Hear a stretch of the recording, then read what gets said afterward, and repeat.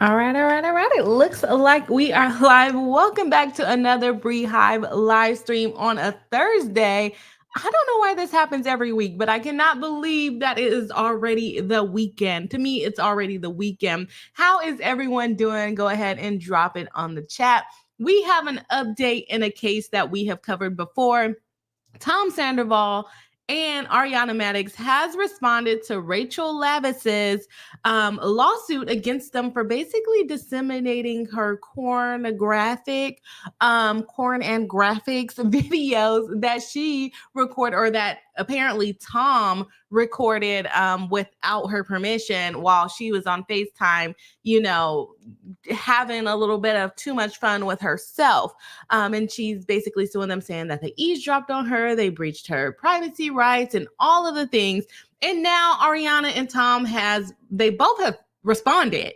They're not answering to the complaint. They're both basically asking for the court. Ariana is asking for the court to dismiss her from the lawsuit. She should have never been brought into this mess. This has nothing to do with her. And then for Tom, he is basically saying that, hey, you need to just drop the whole lawsuit because you did not state a claim. They're calling it a demur, but it's basically you didn't state a claim to even you don't have the facts sufficient to survive an actual claim against me. Even if the court gave you an opportunity to leave, to amend your complaint, you still wouldn't be able to get the facts there that are needed. So we're going to go through Ariana's motion to strike, and then we're going to go through Tom Sandoval's demur. But Ariana also has a couple of attachments that seem to be a little bit juicy. She had like a forensic examination on her phone. And then she also had her attorney write a declaration basically saying, hey, we have all these videos of Rachel being just fine, even though she's claiming to the court that she's like emotionally distraught and all of these things, but she's making podcasts. She's doing appearances. She's just talking about her life as if nothing ever happened. So there's a little bit of juiciness going on there. So we'll look into that. We probably won't do Ariana's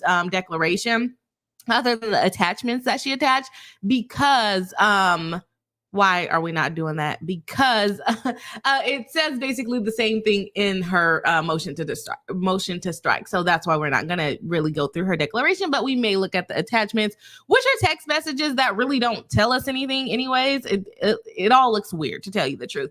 Anyways, I'm going to go ahead and say hello to everyone that is in the chat. So if you are watching live, make sure you go ahead and drop in the chat. Let us know that you're here watching live.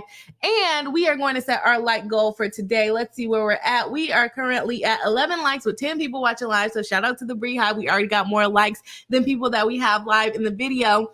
So we're going to go ahead. We're going to try 50 again. Like, y'all, we can't keep lowering our standards here. So we're going to set the like goal at 50 during the live stream. So if you haven't hit the like button yet, please do. It helps us out in the algorithm. And yeah, gets more friends on the live stream. And we have a graphic, guys, not the best, but it's still a graphic and it's very enjoyable. So yes, if you haven't hit the like button, please do. We're going to go ahead and have Bossy the Bee bring us into the, wherever she is, bring us into the chat.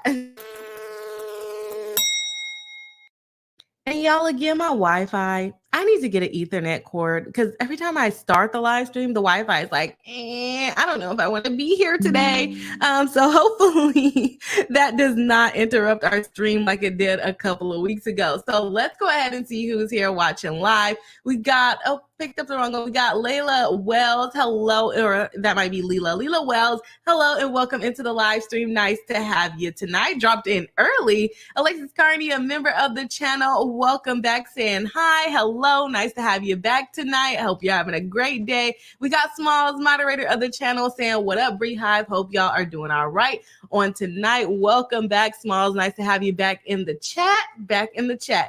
Okay, let's see. We got Smalls saying, don't forget to hit the like button as y'all mosey on in. Yes, of course. If you have not hit the like button, our like goal is 50 likes for the live stream. So if you haven't hit the like button, please do. Please do. It will make us all very, very happy. We got Upside Down giving us a hey and waving, moderator of the channel. Welcome back in. Nice to have you tonight. Excited to hear your thoughts on this, the thoughts on it. Okay. Kimmy Locker, a member, moderator, consultant, paralegal. I got it. Like, I used to mess this up, but now I got all 4 of Kimmy's roles all down. Saying hi, Bree, hi, driving a B emoji that you get from being a membership. Welcome into the live stream and also backstage. Nice to have you back. I know you say your trip was great, so I'm just hoping that you're still on that happiness there. Crystal Harris, a member of the channel. Hello and welcome back. Saying live in the Hive. We are live in the Bree Hive. Welcome back into the live stream. Michaela Dawson, welcome back. Saying hello, Bree in the Hive. Hello, nice to have you back tonight. And then I think that is pretty much all we got for the hellos.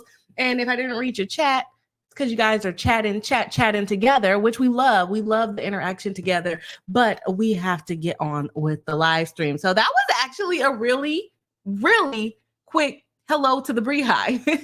So shout out to Kimmy for starring the ones that we're talking about, saying hello in the live stream. That definitely helped things go well. I see that Alexis is asking about bingo. I don't think we plan to do bingo today. So I don't know if Kimmy has it ready to get it going. Just me, MD, another member of the channel. Welcome back, saying buzzing in and sending love from East Texas. Evening, Bree High family. I missed you guys. We miss you too. Welcome back to the live stream. Nice to have you back tonight. I hope everyone's weather is like better than my weather. It's hot as heck. And then yesterday it was windy. And then the day before that it was cold. And so I'm just like, California, what do you have going on? I understand that it's spring, but can you pick a season? Pick a season. Do you want it hot? Do you want it cold? Do you want it springy? Okay, you can't be giving my allergies in my body these type of changes so quickly, like each day, like really each day. Anyways, we got I think I'm gonna say this right. Cheesy, I don't know. I'm sorry if I'm saying your name wrong, but a member of the channel saying hi all, hello and welcome in. Nice to have you in the live stream tonight. Let's see. And then everyone saying hello. We got Erica saying hello from Texas. Hello and welcome into the live stream. Nice to have you in tonight. Now, y'all, who do you guys want to cover first? I don't know if we're going to get the comments quick enough.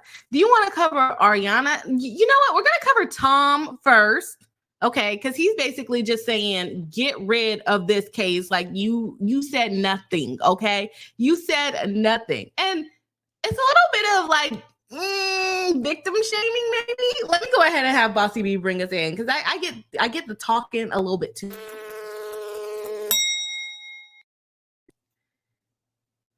It is a little bit, like I was saying, victim shaming. But it's almost like, were you really a victim? Were you really a victim? She's making herself a victim, but was she really a victim? Let me know what y'all think in the chat once we get into it. Just as a reminder for those of you who do not know this case, I'm like, what is that corn doing right there? It's a revenge corn. Corn and tapes, okay?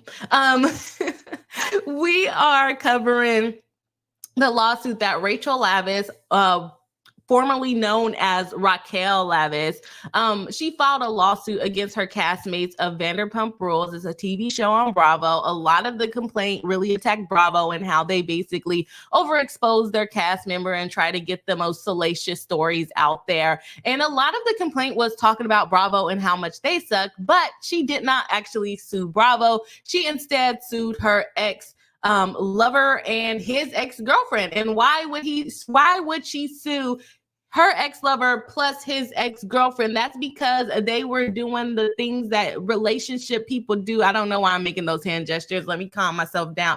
They were doing adult things with each other, the fun adult things with each other, while the boyfriend was still in the relationship with his girlfriend, also known as his life partner. You know, they didn't want to get married. And so she was hooking up with this girl's man, right? And then the girl found out by finding an explicit video on her boyfriend's phone. She confronted him. And then she told all of her friends. Mind you, they are all on the same show. So it starts to circulate. And then Bravo, Bravo gets a hold of it. And what is Bravo going to do? They're going to expose it. They're going to make a whole new episode when the season had already ended, okay? So that they can come back and talk about this and talk about how she kind of betrayed, or not kind of, how she did betray Ariana. And Ariana and Rachel, whoever she is today, they were friends. So, Ariana basically sent the video to Rachel, whoever she is. And Rachel is basically saying that's revenge porn because she sent the video to her, which technically it can be. But the interesting, Ariana's attorneys are going to make some really interesting arguments to that I was like, I didn't think about that.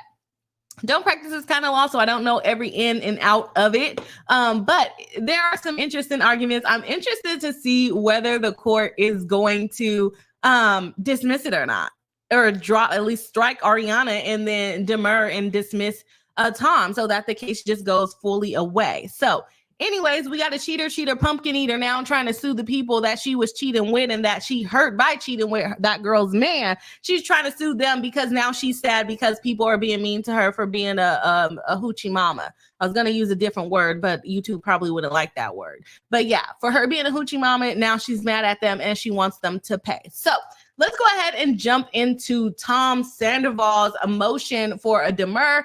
Court, this has nothing to do with me. It's not right. So we are in the county of Los Angeles. This is the declaration of the, let me see. Oh, Rachel let me get on track. Okay. Rachel Leviss. Oh no, I'm on the wrong one. That's why. That's why I was like, why is it saying a declaration? Bree, get yourself together. Okay, here we go.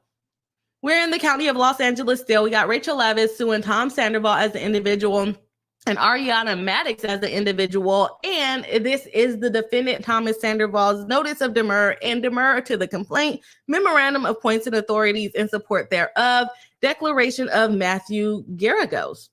I missed the declaration when I was reviewing this earlier, so I have no idea what that says, unless it just wasn't attached. But anyways, it says it has a declaration on here. They are filing this, so it says no trial date is set. And they are going to have a hearing on this issue on May 24th. So we should be getting a lot of information on this case, at least by the end of the month. And y'all, we are almost halfway through the month. So this is going to be coming up really, really quickly here. Okay, so this is his demur. He's basically demurring. Is that how you would say that? I guess so. Anyways, he's basically demurring to everything. He's going to demur to the eavesdropping. Basically, he argues, and we're going to get deep into more of his argument, but basically like, hey, this was a video. In eavesdropping, it refers to audio recordings. I don't know how successful that argument is going to be. Apparently, there's case law on it. So, shout out to his lawyers for figuring that out, because I never would have figured that out. I never would have figured that out. But I guess it's a thing. It has to be an audio recording. Remember, we were talking about the two-party consent states. California is a two-party consent state, but apparently eavesdropping, according to Tom Sandoval, only applies to audio recordings and not videos, and that it has to be a communication. And basically that a video is not a communication, but maybe like the sounds they were making would be considered. Am I going to be able to make it through this one? Why does it have to be a frisky lawsuit? Anyways, maybe the sounds would count, but the actual video won't count. Okay. And then we got to demur to the third, or sorry, I skipped one. Oh, never mind. I thought they were objecting to everything, but maybe not. They're demurring to the first cause of action of eavesdropping. And then we got a third cause of action of invasion of privacy. And he's basically saying he didn't invade her privacy because she welcomed him to her solo party in the bedroom because they were on FaceTime. So there was no invasion of privacy.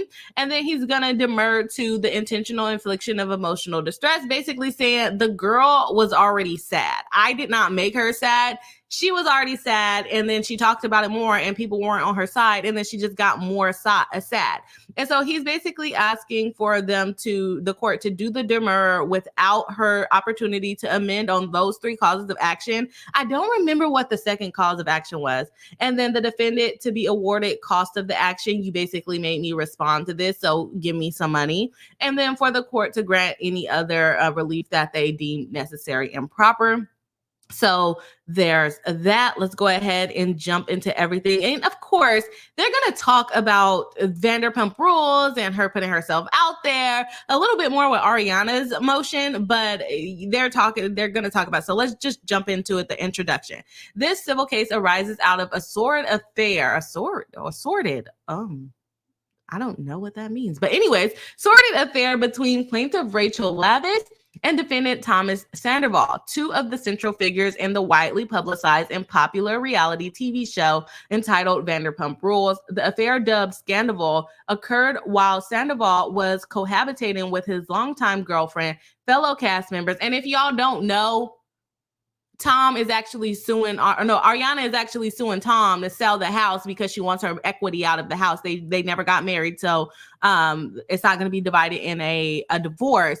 And Tom is basically refusing to sell the house because he's basically like, well, I paid more of the mortgage and I put more into the house. So actually, honey boo boo, you owe me and I'm not moving out. I'm gonna give you a little bit of money, but it's not gonna be half the equity, sweetheart. That's what they're arguing there. But anyways, longtime girlfriend, they were cohabitating, blah, blah, blah. Where are we at here? Fellow cast member and co-defendant Ariana Madix. The affair came to light when Madix discovered explicit FaceTime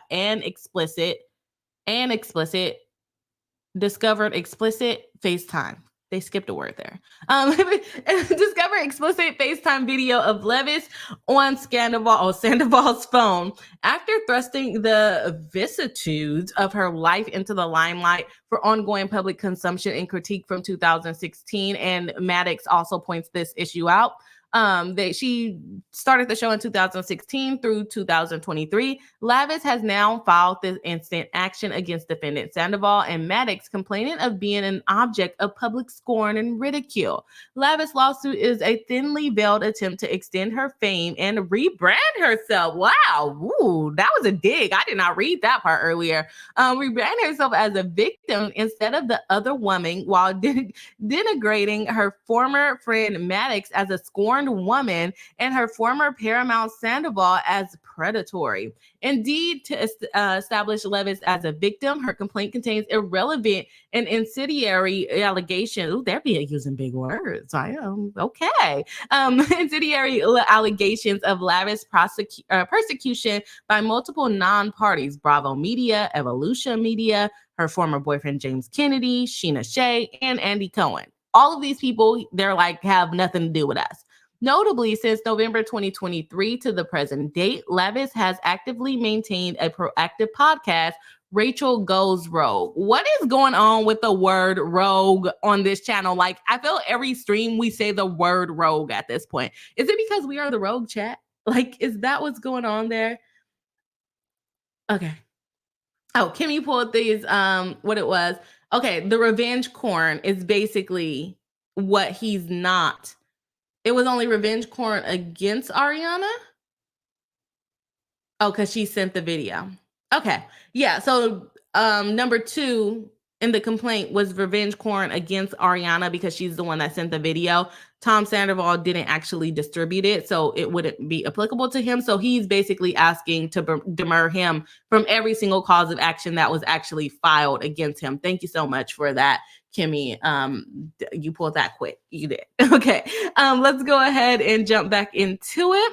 Let's see here. She is on her Rogue podcast to further bend the narrative to her will. So she's able to do this, right?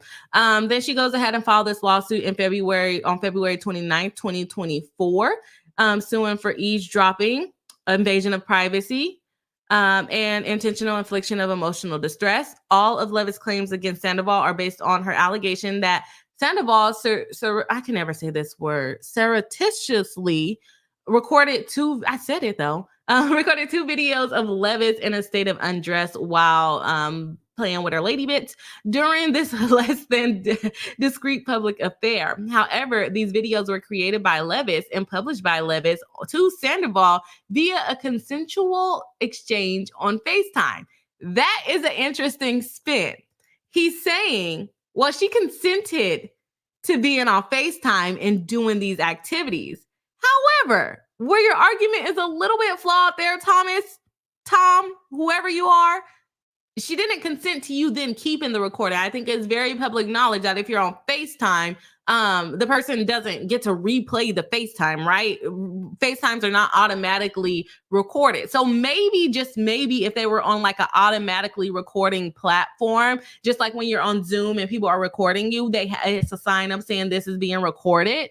I think that would apply with FaceTime. She had a reasonable expectation for this not to be recorded. So sorry, Sandoval. I don't agree with that argument there. So let's go ahead and jump back into it. Based on Leviss's own allegations, Sandoval merely saved private copies of the videos that Leviss had filmed and shared with him. As a result of the deficient allegations in the complaint, all of Leviss' cause of action against Sandoval fail and require either dismissal or amendment. Accordingly, defendant Sandoval has filed the instant demurrer as well as a motion to strike portions of the complaint. I didn't see the motion to strike for Tom. Do we have that one, Kimmy?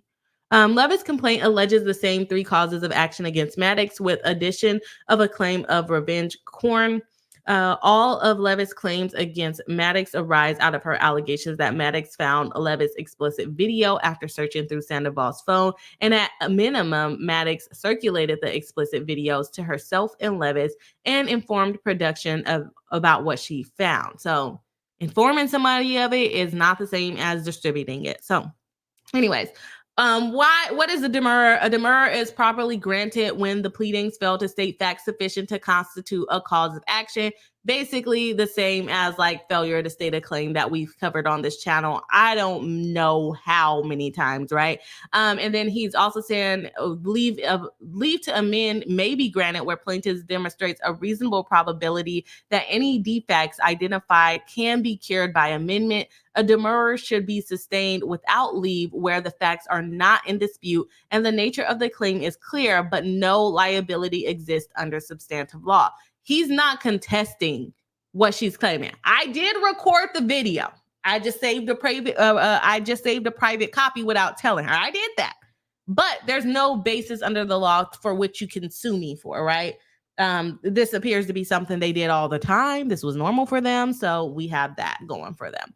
Okay, defendant Sandoval counsel met and conferred with the plaintiff Leviss counsel regarding the instant demurrer prior to filing. Basically, when they're filing a demurrer, you have to see if you can try to come to an agreement before that, and they're basically saying they did not come to an agreement before the demurrer was filed. So just kind of going over the procedural steps to get to the point of filing this motion. The first thing that they're demurring to is the action for eavesdropping under the Penal Code 632 fails against defendant Sandoval because Penal Code 632 does not protect a general right of privacy from unconsented videotaping and only protects sound-based or symbol-based communications. Now, this is the part I kind of giggled at earlier because I will be honest with y'all, I'm not super familiar on this. I would think that it would extend to video recordings, but they're arguing that it is only to audio and not to actual videotaping, which is interesting. And now that I'm looking at it, a lot of the cases cited are from 1989 and 2000. So maybe they're just a little outdated on their case law. I would hope that they're outdated on their case law. So they're saying it doesn't extend to public or to recordings. I think that's interesting. Let's see. This case holds that Penal Code Section 632 does not protect the general right of privacy from unconsented videotaping. The court reasoned that the words used in the statute, such as overhearing, eavesdropping, telephonic communication, and audible, indicate that the statute protects only the content of sound-based or symbol-based communications. The use of the words records was not records was not intended as an independent basis upon which to make unlawful the photographing of conduct, whether or not incident to a communication. The statute is only intended to protect one's thoughts, ideas, or knowledge, and not the non-content based conduct coincident to the communication. Notably, the court in People versus Drennan expressly disagreed with the earlier case, People versus Gibbon, in 1989. Basically, this case was overturned, which held that the defendant who secretly videotaped his acts of intercourse was with various women violated Section 632. So, the People versus Drennan court provided the following through the thoughtful in its reasoning and the holding. I don't know if I want to read all of that, but it's a lot. But it is talking about the videotaping part of it. I don't think I'm gonna read all that. That's a lot of words. Anyways, so the point of bringing up the 1989 case. So that case was the standard prior to this 2000 case, which overturned, I'm thinking, because it was, or I guess it doesn't overturn it, it just contradicts each other. So there's two cases out there that could potentially be correct that are from two different decades of what should be applied. Surprisingly, the older decade is applying that videotaping does count as a violation. I really wish they would have had some more recent cases so that we can see like what is the standard. Because this does nothing to help me try to figure out if they're accurate in saying this. Of course, they're going to find the case that mostly resembles with their case, which is it only applies to audio recording. But that case is from 2000. The other case is from 1989. Are there no other cases more recently that talks about eavesdropping as it relates to videotape? And that is surprising to me. But yeah, it doesn't necessarily overturn it because they're both court of appeal cases. If it was like a Supreme Court case overturning it, it also doesn't say that it overturned it. It just said the statute, let me see, that this court disagreed with the other court. They're both courts of appeal. So, and they're just in like different districts. So there's really no overturning here. Either the videotaping one can apply or the audio one can apply, and maybe they just didn't do enough of the research. So, okay, got that, Kimmy in the back. I'm not gonna read that. They're just gonna give reasons of like why the eavesdropping needs to be heard. I'm not going to go through that. Leviss eavesdropping cause of action against Sandoval is based on her vague allegation in paragraph 48 of the complaint.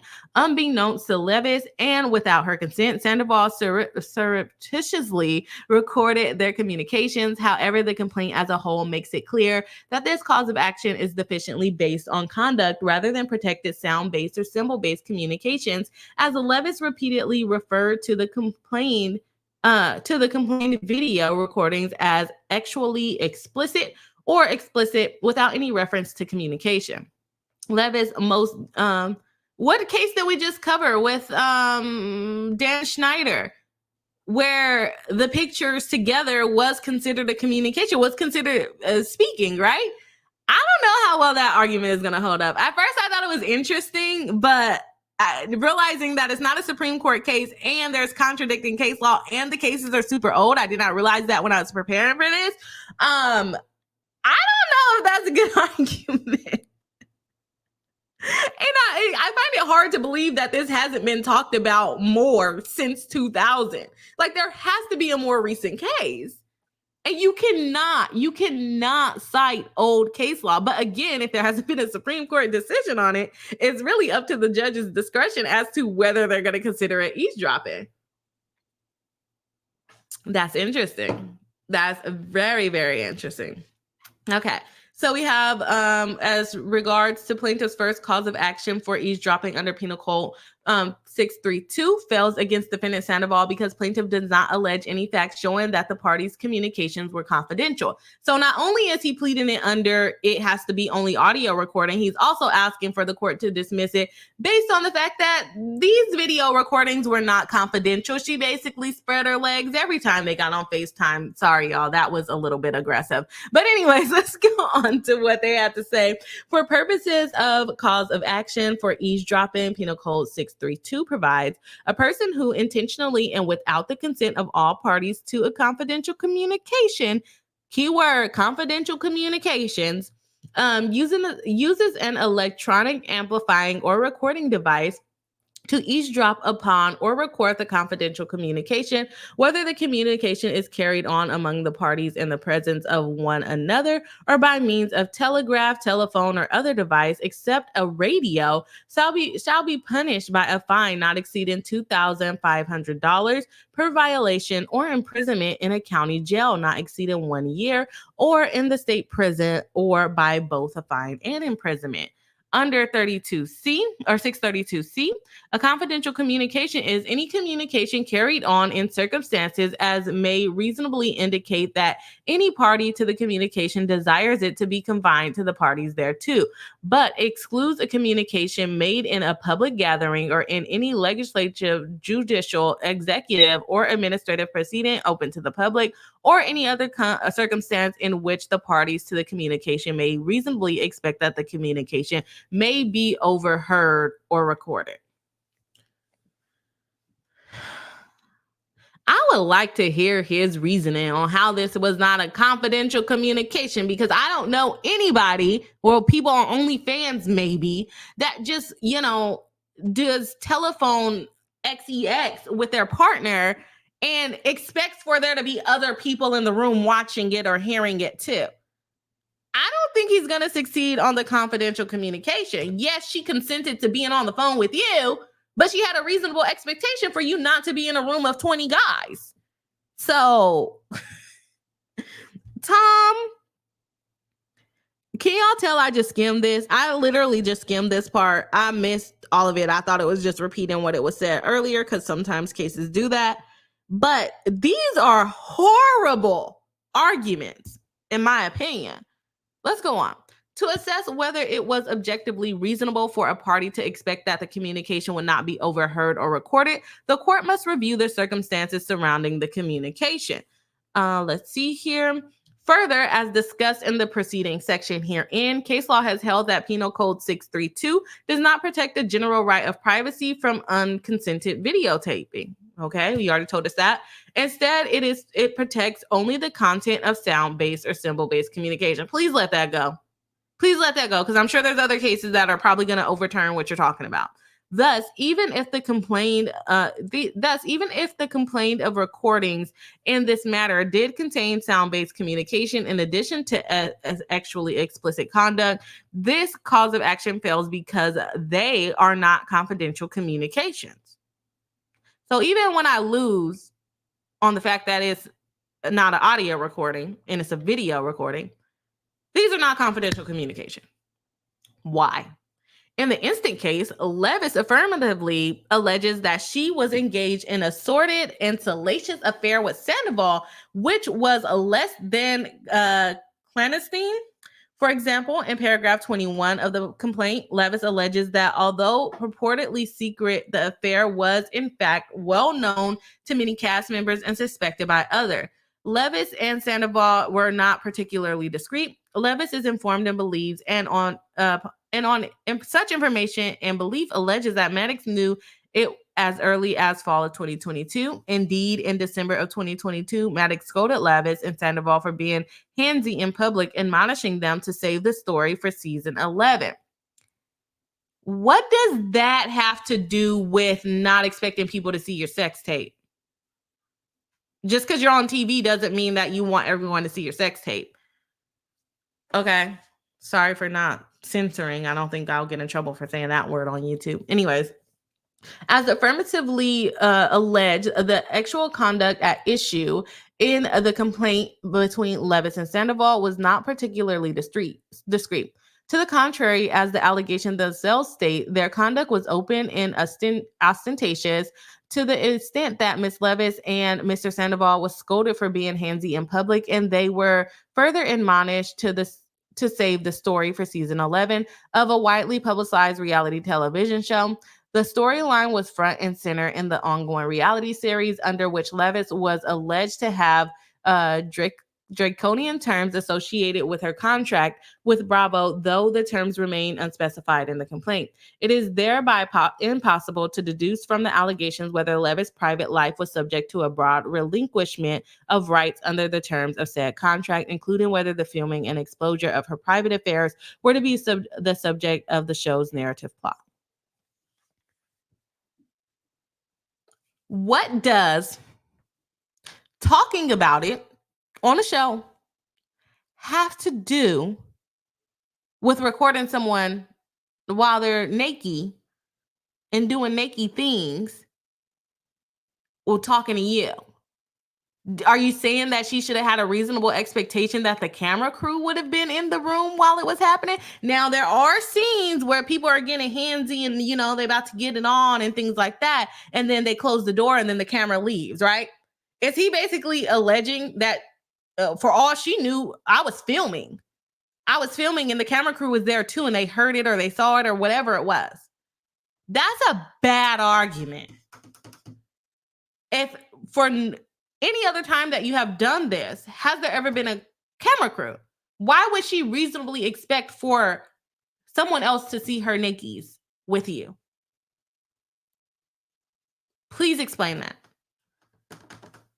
I thought they did a good job at first, but apparently my skimming is not that great. Okay, let's go on.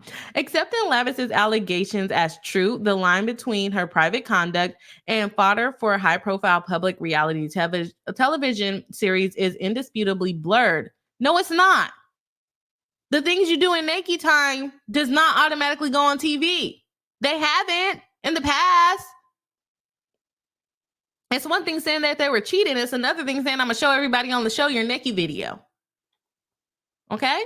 As such, plaintiff has failed to state a cause of action by virtue of her own allegations. I don't agree with that. Indeed, the communications that are required to be confidential for purposes of the statute are alleged to be exactly the opposite in the four corners of the complaint. Lastly, the additional facts offered in support of this cause of action are conclusory, namely paragraph 47 and 52 of the complaint are allegations that track the language of the statute with no competent facts to support them whatsoever. For these reasons, Ms. Leviss has failed to state facts sufficient to constitute a cause of action. I gotta go back. I have to go back and read this. Like, are they not reading the same thing we're reading? Any communication carried on in circumstances as may reasonably indicate that any party to the communication desires it to be confined to the parties thereto, but excludes the communication made in public gathering or in any legislature, blah, blah, blah, or in circumstances in which the parties to the communication may reasonably expect that the communication may be overheard or recorded. The communication, I am assuming, is the naked time, playtime, whatever you want to call it. Why would that extend to the show? You think because you're doing it with her, she should reasonably expect for you to record her? The camera crews are not there. Yeah, maybe if the camera crews are there and she reasonably expected to be recorded because you guys are filming, except for filming that day, maybe. But just everybody's naked time is subject to being recorded, Tom? Is that what you're arguing? If you're on a TV show, I prefer for them not to do that. Okay? And that's why on most shows, the cameraman, they close the door on the cameraman. Okay? Okay, I don't know what I done got myself into because this is a mess. This is a mess. Anyways, let's go on to the third cause of action for the invasion of privacy fails against defendant Sandoval because plaintiff does not allege any facts showing an intrusion by defendant Sandoval. Okay. Plaintiff Leviss' third cause of action for invasion of privacy is based on her allegation that Sandoval invaded Leviss' privacy by, among other things, secretly recording her private communication and capturing explicit footage of Leviss without her knowledge or consent in a manner highly offensive to a reasonable person. The right of privacy encompasses four distinct types of invasion of four different kinds of interests: public disclosure of embarrassing private facts, publicity that places a person in a false light in the public eye, physical intrusion on a person's solitude or seclusion or into a person's private affairs, and appropriation of a person's name, likeness for defendant's advantage. Based on Leviss's allegation, the only invasion complained of in this nature is the physical intrusion. This tort consists of 3 elements: a prying or intrusion that is offensive or objectionable to the reasonable person, and into a place or into affairs that are private and entitled to be private. In the intrusion case, courts first ask whether a defendant has intentionally intruded physically or otherwise on plaintiff's solitude or seclusion, that is, into a place or conversation private to plaintiff. To prove the actionable intrusion, plaintiff must show defendant penetrated, really, this is the words we want to use here, some zone of physical or sensory privacy surrounding or obtain unwanted access to data about the plaintiff. Also, the reasonableness of the person expectation of visual or oral privacy depends not only on who might have been able to observe the relevant interaction, but also on the identity of the alleged intruders and means of intrusion. Leviss fails to and cannot allege any facts showing Sandoval committed any intrusion into her solitude or that Sandoval obtained unwanted access to data about Leviss. To the contrary, Leviss intended for Sandoval to see her explicit videos. Leviss made these videos for Sandoval, and Leviss shared the video with Sandoval via a consensual exchange on FaceTime, also known as their video. The thing about it is, that's fine. That's fine if you want to do naked time on FaceTime. That doesn't mean I'm subjected to being recorded. Like, yes, is it a possibility? But also, do I trust you not to do that? I don't agree with that. I do agree that he probably did not. No, I think he invaded her privacy. Because, like, what if you were doing weird things and someone recorded you?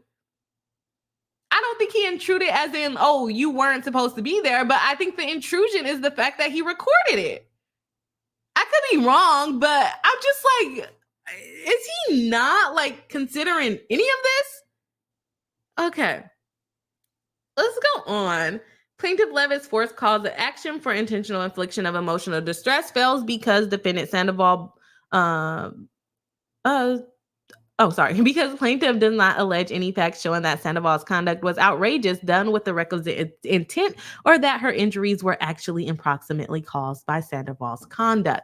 The tort of intentional infliction of emotional distress is comprised of 3 elements: extreme and outrageous conduct by defendant with the intention of causing or reckless disregard of the probability of causing emotional distress. The plaintiff suffered severe or extreme emotional distress, and the plaintiff's injury were actually approximately caused by defendant's outrageous conduct. Okay? For it to be outrageous is when it is so extreme as to exceed all bounds of that usually tolerated in civilized community. Although there is no bright line standard for judging outrageous conduct, the appellate court have affirmed orders which sustain demurrers on grounds that defendant's alleged conduct was not sufficiently outrageous. In the instant case,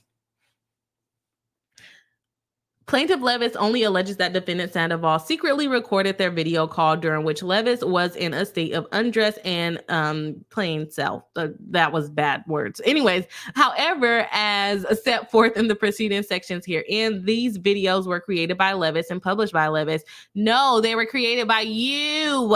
You recorded them. The FaceTime would not have recorded them other than to their secret Apple FBI agents. Okay? FaceTimes are not automatically recorded. They shouldn't be. I don't think they are. But yeah, they're not. Not to your phone. Like I said, maybe with your secret Apple FBI agent, maybe. But not to your phone. This made me not like Tom even more. Like, he was already sleazy before this, and now this is more sleazy. Do I think she's a victim still? No. But still, these arguments suck. Based on Leviss' own allegations, Sandoval merely saved private copies of the video. Imagine going into the freaking movie theater. When they tell you don't record in the movie theaters, imagine going into the movie theaters and like you secretly recorded the movie and you're not supposed to be recorded, and you go, no, I merely saved a private copy. I merely saved a private copy of the movie. So I don't have to buy it on DVD.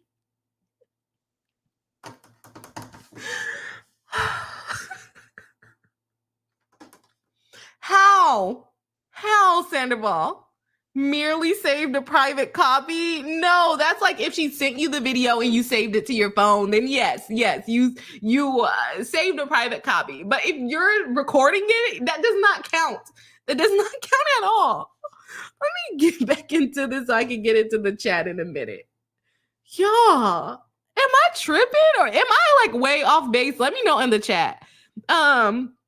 Based on Leviss' own allegations, Sandoval merely saved private copies of the videos that Leviss filmed for Sandoval. She didn't film Sandoval, and that Leviss shared with Sandoval. This is not outrageous or extreme conduct, exceeding all bounds of the tolerated in the civilized community. Further, to establish the first element for intentional infliction of emotional distress, the defendant's conduct must be intended to inflict injury or engage with the realization that the injury will result. Leviss states no facts showing that Sandoval acted with the intention of causing or reckless disregard of the probability of causing Leviss any emotional distress. Indeed, Leviss' own allegations articulate the affair was open and obvious, and that the footage was obtained and disseminated without consent or authority of either Leviss or Sandoval. Now, I can agree with that. What I can agree with, although wrong, I don't think that this is outrageous conduct. I really don't. Although wrong, although potentially illegal, probably illegal, I don't think that it is outrageous conduct, because my thing is like, you know what you're dealing with. Like, she knew who she was dealing with, right? Not to say that he should have done it, but she knew who she was dealing with. Like he said, maybe the camera crew could have been there. He didn't say that, but he probably should have said that with what he's pretty much alleging here. I don't think it's outrageous conduct, because the reason why I don't think it's outrageous conduct is like people do it all the time. Although we talked about this on this channel before, just because people do it and there's no laws against it, does that then mean it's okay to do? No, but I don't think it crosses all bounds. Let me know what y'all think in the chat. It's so common. And it could have been a situation, and maybe if he gave us more facts, well, I recorded her before without her knowing and then showed it to her and then she thought it was hot. Or like, if he had some facts like that, then I would be able to support it a little bit more. But I think it was foreseeable, if that makes sense. Not that it was right, but that it was foreseeable in this particular situation.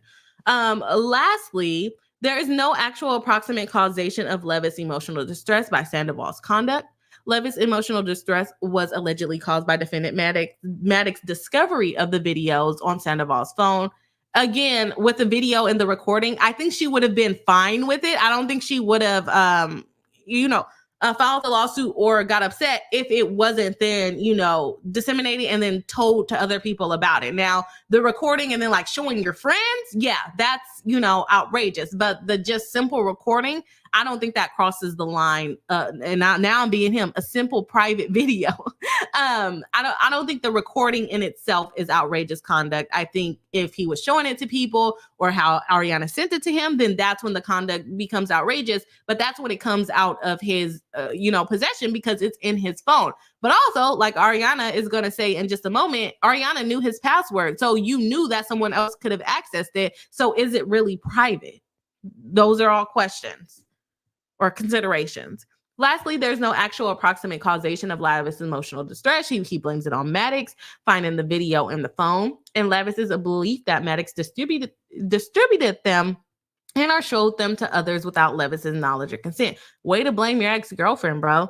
As Leviss does not allege Sandoval disseminated the video, she can show no actual or approximate causation. Additionally, any emotional distress Leviss alleges to have suffered was also caused by a large part by her decision to star on a salacious and drama-filled reality television series and to engage in the affair with her friend's longtime boyfriend. I thought he was like a manipulator and a gaslighter on the show, but not you having your lawyer write gaslighting. That's her fault for being on a drama-filled show and engaging in an affair with her friend's longtime boyfriend. What did she think was going to happen? What did you think was going to happen when she found out? In fact, Leviss technically admits to this in her complaint.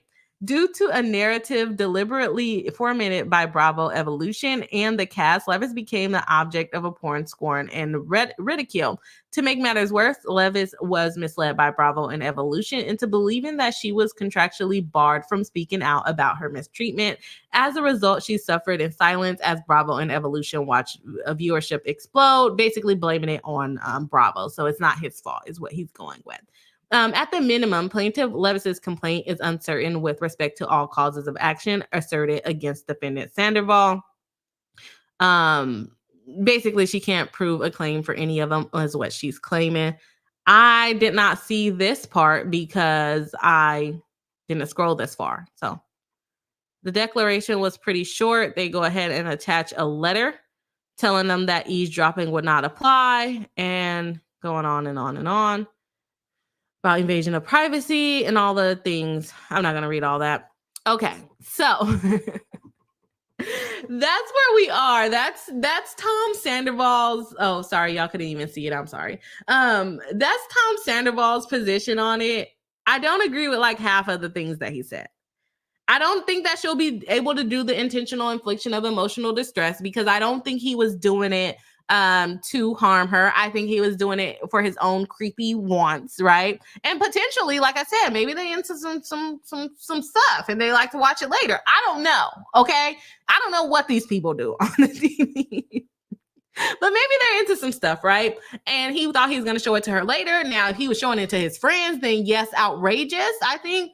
But I think the recording and, like he said, in this salacious affair that she's having with her friend's boyfriend, I don't think it's that outrageous. Like, I think that having the affair with your friend's boyfriend, you should kind of expect some shysty stuff to go on. But I digress. Let me know if I'm way off base. I'm about to jump into the chat. So if you have something to say about Tom Sandoval's position, I do think that he's gonna succeed on the intentional infliction of emotional distress, getting that dismissed. I do think that he will succeed on the no, I don't think he's gonna exceed on the invasion of privacy. Because she did not have a reasonable expectation for that to be filmed. Now, if she was, they were at a location like a restaurant, which is normally where they're filmed, and they said, "Hey, you guys are filming today," and then she goes, "Oh, take off your mic," and it's still recorded. Then yeah, that would be okay. You had a reasonable expectation that you were still recording because we called you here to film. Not I'm in my bedroom doing naked time. And I should expect to be recorded just because I'm on TV. No. Your naked time does not come to everyone's business just because you're on TV. So I do think that it was a confidential communication or confidential moment between them. I'm sure there were some sounds there. And I don't think he's going to succeed on the eavesdropping one. I don't think that it's only going to apply. And mind you guys, I have not done the research. I have not checked my own case law, but I don't think that it's only going to apply to video. Especially because he cited such old cases. And I will find it hard to believe that no other case has discussed this since 2000, and it's 2024. We haven't discussed this in 24 years? No way. My guess would be that the ones from 24 years are more aligned with the 1989 one, and that it does apply to videos. Let me know what y'all think with that. So I think he'll be able to get away on the intentional infliction of emotional distress, but I don't think he's going to be able to get away on the invasion of privacy and then also the eavesdropping. I think that one's going to stay. So there's that. Sorry, y'all. I got a little bit too animated there. Okay, let's jump into the chat to see what the people have to say. We are going to be reading the chats that are most relevant to what we're talking about. So if I don't read your chat, I'm sorry, but we are talking about the case. So here we go. We got Upside Down saying the sounds a noise complaint. Which? Oh, the sounds of the video, maybe? Yeah. Alexis Carney says, I'm here just eating chicken with my greasy fingers. Welcome in, Alexis Carney. Thanks for checking in. Upside Down says, sorted means nasty and dirty. Thank you. I had never seen that word a day in my life, so thank you for that. Just Me MD says, this is why before sending pic videos, naked FaceTimes, and recording your freaky deaky eggs. You should consider what would happen if y'all broke up or someone else looks at their phone. And the thing is, he knew, and she probably should have known that Ariana had access to his phone. She was friends with Ariana. I'm sure maybe that came up in conversation before. But you have to know, and he's a sleazy guy. Like, there is no way he haven't shown those videos. Like, he's the type of guy that they talk about on social media, that men take pictures, or they take your naked pictures and they show it to their friends. And like, you're in a whole committed relationship with them and they're showing videos and pictures of you to their friends. He comes off as that guy. That's just my opinion about it. That's what he comes off as to me. So for you to be surprised that he did this, I don't know why you're surprised. I really don't. Upside Down says, just me MD. Yep. Once in the cloud, forever in the cloud. Yeah. And her thing was, I will give her this defense. She probably didn't think it would be in the cloud, but like you said, people can record those FaceTimes, but I'm pretty sure that FaceTime now tells you if someone's recording you. But I mean, if she was in the mode, then maybe she never saw it. But at the same time, he could have recorded it with a different phone. There's all types of ways to secretly record people, right? So it's a mess. Moral of the story, don't get naked on video camera. It's not going to stop a lot of people. Just Me MD says Upside Down, exactly. And the cloud can be hacked. And now TMZ is showing your woo-ha Yahoo all over the net. Exactly. We're going to get a little bit into that in Ariana's response too. Upside Down says, but it's social media. If you record on a platform, you're kind of giving up your privacy. Record it on a camera not connected to the internet. Is FaceTime considered a social media? I don't think so. That's just your phone. So I don't think that's considered a social media. Mackenzie Carter Cameron says 100% Bree. If nothing else, he's a jerk. Yeah, he is an a-hole. He's for sure an a-hole. Like, I'm not saying he didn't do anything wrong, okay? He's for sure an a-hole. Just Me MD says, if you are on a reality show, surely you understand there is no expectation of privacy. The network is going to do what is great for their ratings, and the drama is gold for the shows. I agree with that in terms of the conversation. But me being naked, I don't agree with that. I did not consent to you filming me being naked, okay? But with a conversation about it and talking mess about her, of course. Alexis Carney says, you just explained why I would never go on a reality TV show. Yeah, that you are subjected to so much stuff. Just Me MD says to Alexis Carney, exactly, you can't poop in peace without cameras. They have it set up to where you know when the cameras are going to be there. Alexis Carney says, merely saved a private copy. Reminds me of it was but a flesh wound. Basically, it's not that big of a deal. It's just a private copy. What do you mean I can't have this? Mackenzie Carter Cameron says, yeah, you don't want it out there. Don't send it. And the thing is, she didn't send it. They were on FaceTime. So I don't think just getting on FaceTime with someone gives them the permission to then screen record the FaceTime. I don't agree with that. I'm sorry if that's where y'all are going. So maybe I'm the one that's off base here. But I don't agree that just getting on FaceTime is the issue. Now, like I said, if she would have recorded it and then sent it to him and then he saved it on his phone, that is a completely different story. But being on FaceTime, shaking your booty, you don't want then your booty to be on the internet just because you shake the booty for someone you liked. I don't think that's fair. And Rachel Mills says, to me, recording it without consent is outrageous. Okay, yeah. And so that one, to me, I said it's not outrageous. And my thing is the context of the person who they're dealing with. That's my thing with outrageous. If it was just like regular people, then yes, outrageous. So I partially agree there. Rachel Mills says to Mackenzie Carter Cameron, this is victim blaming to a lot of revenge porn victims. Yes. And that's what I said. Is it victim blaming or is it not victim blaming? Also, like he did say, you are on a TV show. Did you not expect for this to happen? But still revenge porn. But she didn't actually sue Tom for revenge porn because he's not the one that sent it. Upside Down says, I have no pity for anyone, to be honest. I think that's what it is over here on the Bree Hive. No pity for any of you. Celebrities. It's like putting your head on a hot stove, then blaming the manufacturer of the stove. Yeah, that her for sure.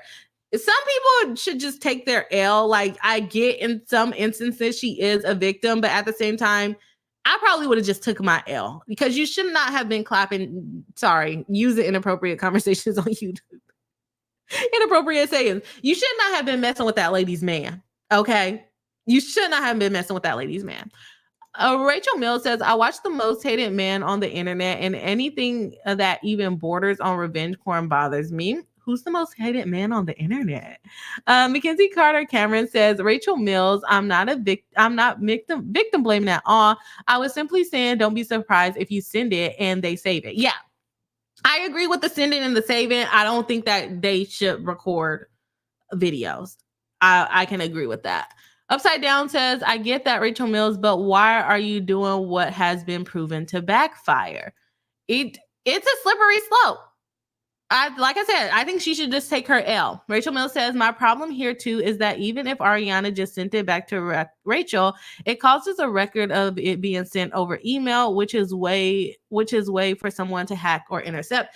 They sent it via text message. I don't know if that has the same effect.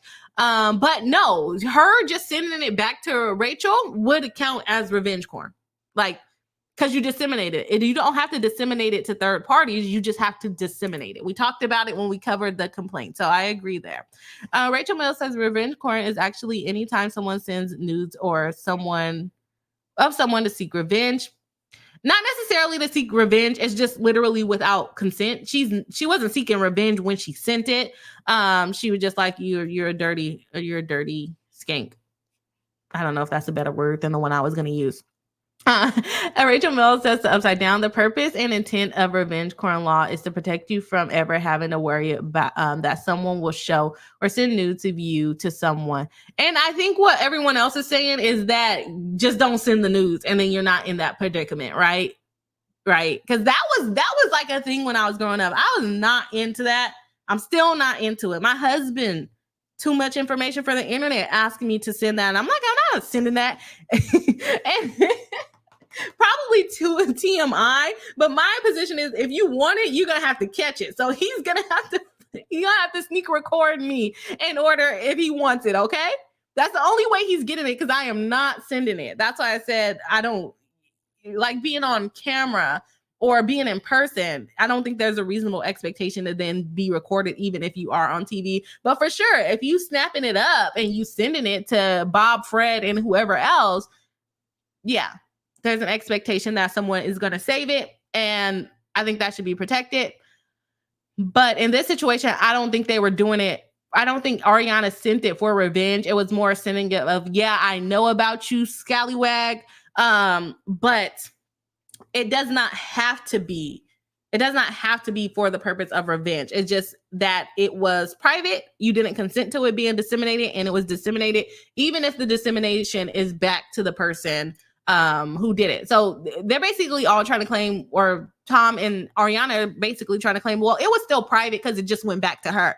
That's not how revenge porn works. Okay. Let's see. We got Island has been a member for 3 months. Shout out to you.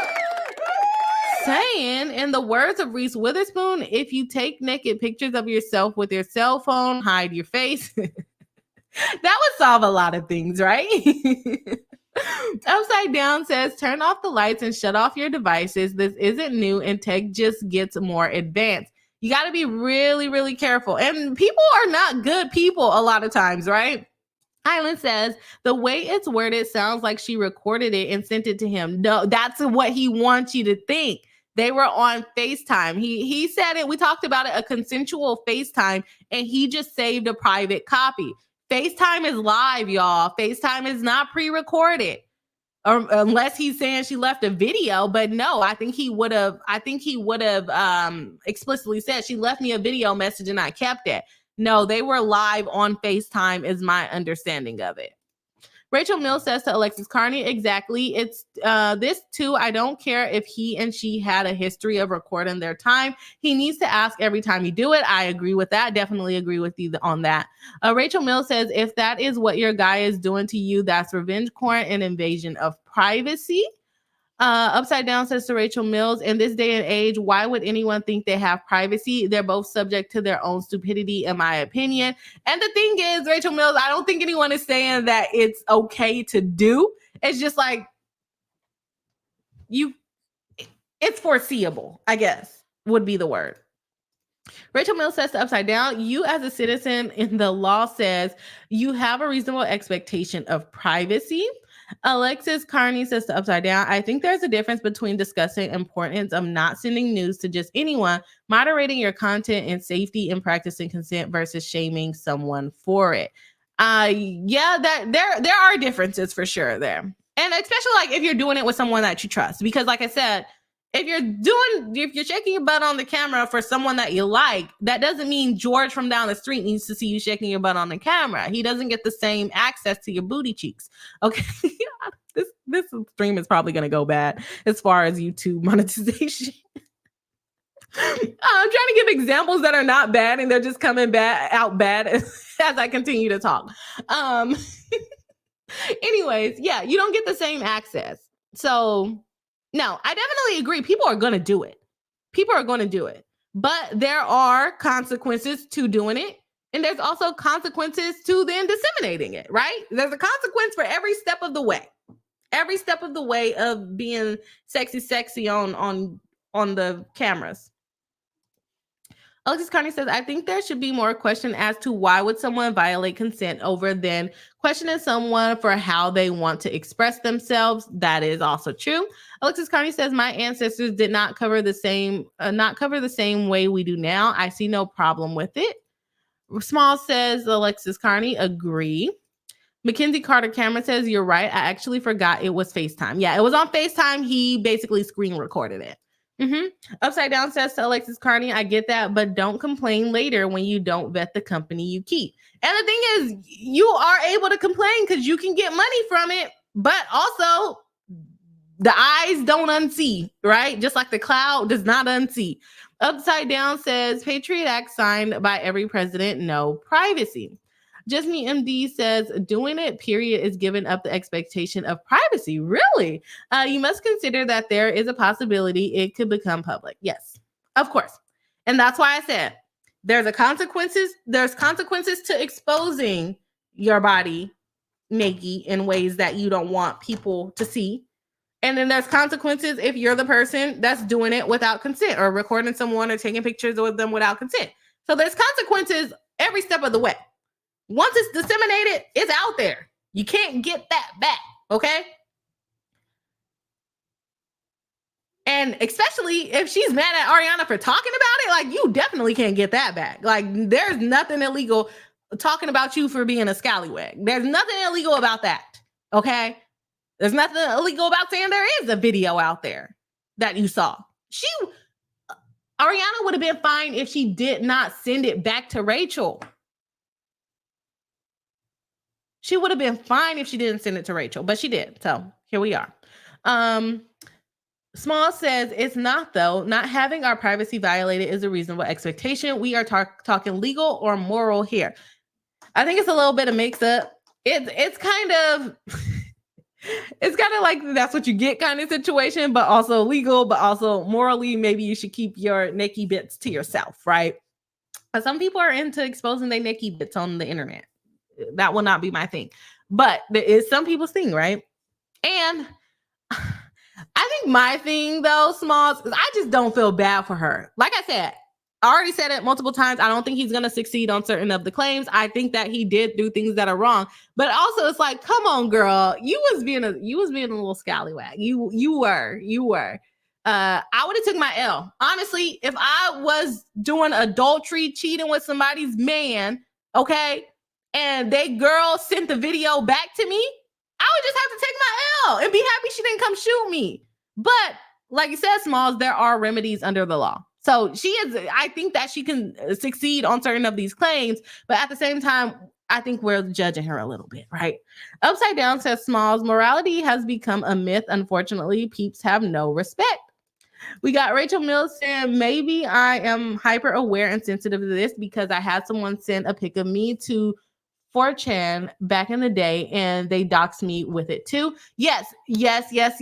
And especially like when you're younger and something like that happens, it can make you a little bit hyper, like you said, hyper aware of it. But I'm not saying, Rachel, I'm not saying that it's not wrong when people do that, but it's kind of like okay, well,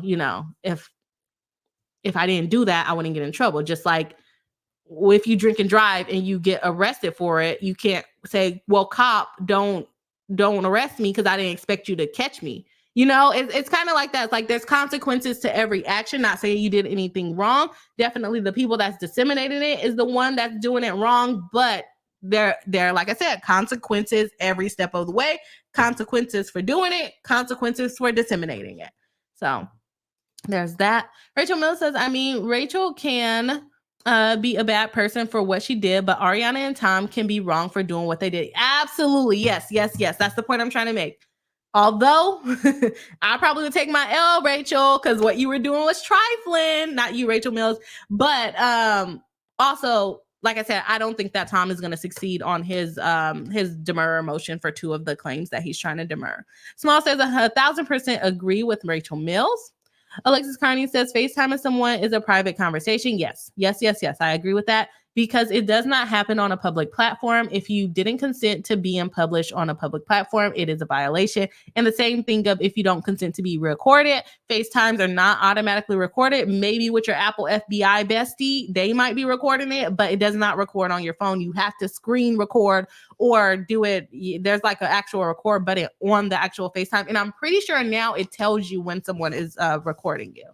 So, okay. Mackenzie Carter Cameron says, yes, I'm biased, Team Ariana. That's okay. We're going to go ahead and jump into the Ariana piece of things. I didn't think Tom was going to take that long, and Ariana got quite a bit more than he does. So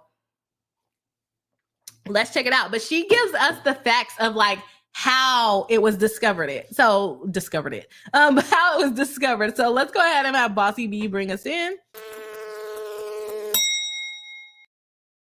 Y'all know what? I'm so bad with timestamps. Like last live stream, I marked the timestamps and then I didn't put them up. And then this live stream, I haven't marked any timestamps. I have to do better. Anyways, we are jumping over to Ariana, the girlfriend that was cheated on by Tom. Tom, you're sleazy. Your motion or your demur did not make you any less sleazy to me. The private, I saved a copy of a private video. No. You can't just voluntarily save copies of FaceTime. That's not how things work. You're not Apple FBI. You cannot do that. And you come off to me as a guy that will be out there showing their friends. Otherwise, what are you recording it for? If she's just being your scallywag and doing it whenever you want her to, what's the point of recording it? What is the point? Anyways, let's go ahead and jump into Ariana's rendition of the facts and see what she has to say about all of this. So let's pull it up here. We have defendant Ariana Madix's notice of motion and motion to strike. The complaint pursuant to the Civil Code memorandum of points of the authorities are also included herein. They are going to have a hearing on July 11th. Why is their hearing so far? Probably the type of motions that they're filing. They want some fees and costs for filing this. Okay, let's get into it once we get through all of these cases. And let's see what Ariana has to say. For 7 years, plaintiff Rachel Leviss knowingly agreed to have every aspect of her life filmed and broadcast to millions of people on the reality television series Vanderpump Rules. Plaintiff's decision to expose her entire life to the viewing public brought her fame, money, and opportunity she never would have experienced otherwise. And plaintiff reveled in the attention, going so far as to allow camera crews to film her engagement and confessions of her sex life with her fiance. In August 2022, plaintiff began having an affair with one of her castmates, Tom Sandoval. who was in a long-term relationship with defendant Ariana Madix. Contrary to plaintiff's allegation, Ms. Madix did not know about the affair, but on March 1, 2023, Ms. Madix learned about it in the worst possible way by discovering a video of Mr. Sandoval's phone on Mr. Sandoval's phone of plaintiff and Sandoval having phone XEX. So again, that also confirms what we were talking about, that it was a FaceTime call and not oh shoot. Okay, sorry y'all, my comments disappeared. Was a FaceTime call and not her recording a video and then sending it to her. They were actively engaging with each other on the call. Miss Madix was devastated and immediately confronted Mr. Sandoval and plaintiff regarding their betrayal. Miss Madix also informed her friends and colleagues. One thing Miss Madix did not do was share or show any of the video footage she found on Mr. Sandoval's phones with anyone but plaintiff. In fact, Ms. Madix could not have shared such footage because Mr. Sandoval deleted it from her phone within minutes of Ms. Madix confronting him. In fact, Ms. Madix stated in writing 33 minutes after sending the video to plaintiff. Understanding Ms. Madix's discretion and restraint, plaintiff alleges in the complaint that Ms. Madix should have done absolutely nothing after discovering the messages and actually explicit video between her life partner and plaintiff. If plaintiff had her way, Ms. Madix would not have told anybody about the affair or the video. But because Ms. Madix did share such information, as is her right, plaintiff seeks to punish her and blame Ms. Madix for the negative reaction plaintiff received as a result of her affair with Mr. Sandoval. Plaintiff's complaint against Ms. Madix is an abuse of the legal process. Plaintiff does not seek to vindicate any cognizable rights, but to punish Ms. Madix and deter others from exercising their constitutionally protected free speech. Such conduct is plainly barred by California's anti-SLAPP statute. Because plaintiff's claims against Madix fall within the broad ambit of anti-SLAPP statute, they should be stricken and Ms. Madix should be awarded attorney's fees and costs.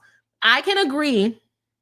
I don't know if I'm going to agree with all the reasoning. I did not skim this one as much. I actually read a lot of this one, so hopefully I don't change my mind as I'm reading. But I do agree that Rachel should have never filed, even if she did disseminate the video and send it back to Rachel. But I don't think that morally, I don't think that Rachel should have filed anything against Ariana. That's like that's what you get kind of moment. You should have minded your business and not her man parts. So although she might have a claim under some theories, morally, Rachel, you should have left Ariana alone. That's my opinion. Vanderpump Rules, we're not going to go over that. They've been on there for a couple of years.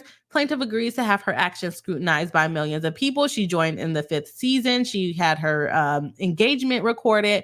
And she was filming on the 10th season when all of this was going down. Ms. Madix learns of the affair on March 1, 2023, while Mr. Sandoval's band played at a club in West Hollywood. Mr. Sandoval's phone fell from his pocket and a mutual friend handed it to Madix.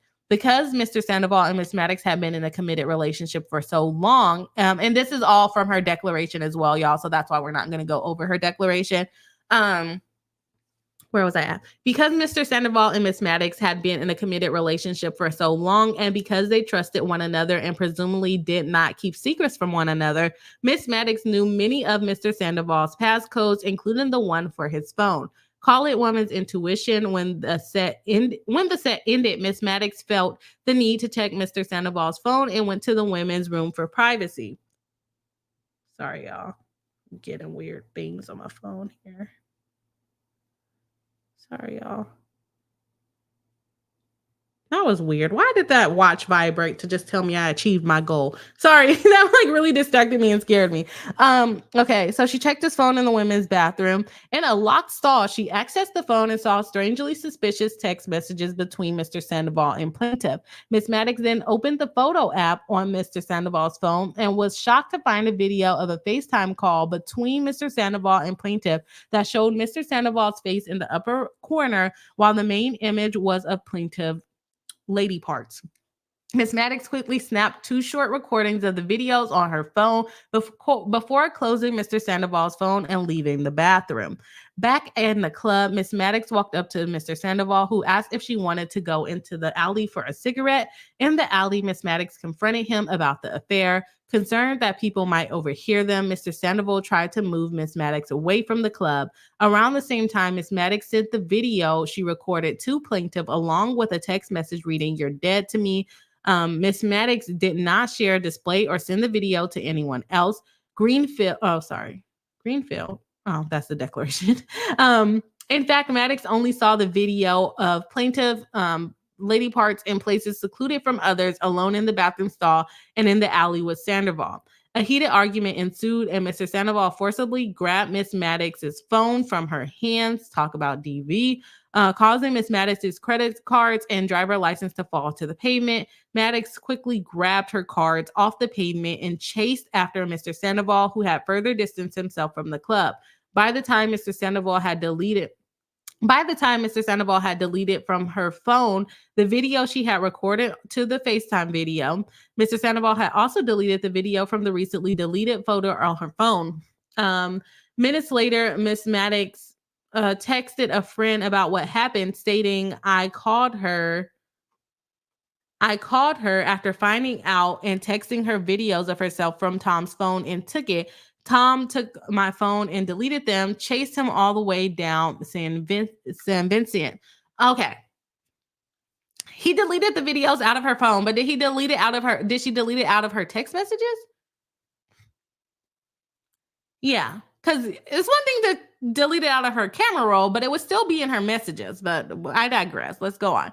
As any reasonable person would do after learning that they had been cheated on, Ms. Madix began informing her friends about what had happened. According to plaintiff, she did the exact same thing. On March 3rd, 2023, news of the affair broke and was covered by dozens of media outlets, which dubbed it as Scandoval. Many of the articles noted that Ms. Madix had learned about the affair by finding intimate videos of plaintiff on Mr. Sandoval's phone. Not a single article contained such video nor screenshots of the video. Although much of the public discussion about plaintiff was negative, she was thrilled to be in the public eye. Plaintiff recalled seeing a U.S. magazine, we, plaintiff and Sandoval, were on the front cover of a little square in the top right. And I was like, oh my gosh, I've always wanted to be on the cover of a magazine. I didn't think it was going to be like this, but it's still cool, right? So she's gloating about the fact of being on the cover of the magazine for being a part of this affair, is what Ariana is alleging. Contrary to her allegations in the complaint, plaintiff made numerous public statements about her affair with Mr. Sandoval, in which she admitted that Ms. Madix did not know about it, apologized for hurting Ms. Madix, and admitted that plaintiff had personal issues that she needed to work on. At no time did plaintiff claim that Ms. Madix had caused her any harm. After the affair became public, plaintiff entered a mental health treatment facility for 90 days. In a statement to People's Magazine, plaintiff's representative stated that plaintiff's decision to seek treatment was made prior to Ms. Madix learning about the affair. Plaintiff later admitted that she sought treatment for childhood and pre-existing issues of codependency and self-esteem issues that caused her to have an affair with Mr. Sandoval in the first place. So basically, she sought treatment, but it wasn't for the reasons she's now claiming in the complaint. Is it a PR stunt? Kind of feels like it based on how Ariana is describing it. And despite Mr. Sandoval recording plaintiff's lady parts without her consent, plaintiff continued to date Mr. Sandoval until mid-May of 2023, which she did continue to be with the guy. So were you as embarrassed as you're claiming? Maybe, but from your behavior, it might not appear as such. And really, she stopped talking to him to get away from him and the toxicity because she was being talked about so badly. Okay. Plaintiff's return to the public eye.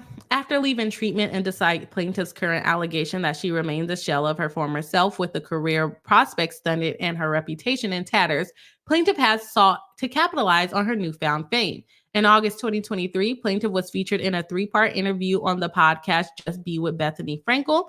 To be clear, plaintiff contacted the podcast to pitch the interview, not the other way around. On December 2nd, 2023, plaintiff posted on social media a picture of herself dancing with the caption, "Dancing the night away last night at Heart Jingle Bell." On December 3rd, 2024, I'm assuming they mean 2023. Plaintiff posted pictures on social media of her at the exclusive Nobu restaurant in Malibu with the caption, the Nobu restaurant in Malibu. Nobu restaurants with the iHeart podcast team. In January 2024, plaintiff premiered her Rachel Goes Rogue podcast. According to plaintiff's press release, she will passionately cultivate candid conversations, breaking the fourth wall in reality TV, and frankly discussing living her dating life on camera. So she's hurt by all of this, but she's publicizing it on podcasts, social media, and making her own podcast. The same month, plaintiff was in New York for Fashion Week, which culminated her with walking the runway as a model at the Gaudi by Joanna Hernandez. Plaintiff changes her tune and blames Miss Madix for the damage caused by her own misdeeds. On February 29, 2024, plaintiff filed this lawsuit, which, while much of the complaint is aimed at Bravo and its alleged exploitation and mistreatment of plaintiff, Bravo is not a named defendant. The complaint also blames Ms. Madix for the negative public attention plaintiff received as a result of her affair with Sandoval. Plaintiff's position is not only illogical, but also a clear violation of Madix's right to speak freely about public matters of concern. Plaintiff voluntarily agreed to appear on a reality television show that placed every aspect of her personal life in the public spotlight and under a microscope viewed by millions of people every week. As a matter of law, Ms. Madix cannot be liable for participating in discussions of a matter of public interest. In a matter of public interest, this lawsuit should never have been filed against Ms. Madix and is ripe for early adjudication. For that reason, Ms. Madix brings this special motion to strike pursuant to the code and dismiss the claims against her and recover attorney's fees and costs. Basically, you made me respond to this nonsense, so give me some money. Let's talk about anti-slap again, because for some reason this channel likes anti-slap and I barely understand it, but here we are again. California legislature enacted this section to deter lawsuits that were brought primarily to chill valid exercise of constitutional rights of freedom of speech and petition for the redress of grievances. The court engages in two-step process. First, the court decides whether the defendant has made a threshold showing that the challenge cause of action is one arising from protected activity. A defendant meets this burden by demonstrating that the act underlying the plaintiff's cause sorry, y'all, I'm like getting allergies right now. Plaintiff cause fits one of the categories spelled out in the section. If the court finds that the first prong is satisfied, it must then determine whether the plaintiff has demonstrated a probability of prevailing on the claim. Okay, so the relevant standard for anti-slap. To invoke anti-slap, a defendant must demonstrate that the lawsuit arises from an act in furtherance of a person's right of petition or free speech under the United States Constitution. This includes any other conduct in furtherance of the exercise of a constitutional right. Let me see. Okay. So the first prong is satisfied when the alleged statement or conduct concerns a person or entity in the public eye, involves conduct that could directly affect a large number of people beyond the direct participants, or involves a topic of widespread public interest. I think she can satisfy it under section 1 and 3. So let's see. Madix alleged conduct concerned an individual in the public eye, where the subject of the defendant's conduct that precipitated a claim is an individual in the public eye. This alone can satisfy the public interest, public issue requirement. As we said, what's her name? Rachel is on the show. She's volunteered to be on the show. She's now a regular on the show. So she is in the public eye. I don't think we need to read everything about that one, right? Courts construe the phrase as an issue of public interest broadly to mean any issue in which the public is interested. A lot of people follow this show. A lot of people want to know who she's sleeping with and Ariana points out that majority of her time on the show is literally talking about Rachel's actual love interest, right? She had James Kennedy, who was her boyfriend for a long time, and then it turned into her fiance, and then it turned into them breaking up, and then she's dating a bunch of people on the show, right? A functional relationship exists between Ms. Madix's conduct and a matter of public interest. The functional relationship inquiry requires the court to decide whether the defendant, through public and private speech or conduct, participated in or furthered the discourse that makes an issue of one of public interest. People wanted to know how Ariana felt about this issue. Okay. So in this case, Ms. Madix's alleged conduct caused her to participate in or further the discourse concerning a matter of extraordinary public interest. According to plaintiff, this case centers on Vanderpump Rules, which focuses on the cast's drama-filled personal and professional lives. Scandoval went instantly viral and was the subject of extraordinary press coverage, even in the mainstream media. Sandoval injected new life into a previously faltering series, causing the viewership to explode to unseen levels and making the cast members mega celebrities. So they are basically citing her complaint and basically establishing that it is an issue of public concern. So good job, Ariana's attorneys. Sandoval captured the public attention in a massive way, went completely viral, and injected new life into Vanderpump Rules. Ms. Madix's alleged conduct contributed to the public discussion regarding plaintiff's romantic life by sharing her personal experience of discovering the affair, and that plaintiff was not who she presented herself to be on the series. That disclosure of information then created a media storm so extraordinary that it was given its own nickname, Scandoval. Ms. Madix has satisfied the second element of the film on test and has established that the challenge conduct arises from the protected activity. Okay, so involves a public person and addresses public concern. That is what she has established, right? And she furthered the public concern, right? A plaintiff cannot demonstrate a reasonable probability of prevailing on her causes of action because Ms. Madix has met her burden of establishing the allegations against her fall against anti-SLAPP statute. The burden shifts to plaintiff to establish a reasonable probability that she will prevail at trial. To do so, plaintiff must show a legally sufficient claim, and the claim is supported by competent admissible evidence sufficient to sustain a judgment in her favor. The court cannot weigh the evidence, but determine as a matter of law the evidence is sufficient to support a judgment in plaintiff's favor. A defendant can then defeat plaintiff's evidence by presenting evidence that establishes as a matter of law that plaintiff cannot prevail. So they are going to pass the ball over to Rachel's attorneys to try to prove it. But also in this motion, they're going to kind of give a little insight into what it is that they're going to be arguing in the first place. So under the civil code, irrelevant part, a private cause of action lies against the person who is intentionally distributes, and this is for the revenge porn, right? Okay, so under the civil law rather than criminal. So here we go. A private cause of action lies against a person who intentionally distributes by any means a photograph, film, videotape, recording, or any other reproduction of another without the other's consent.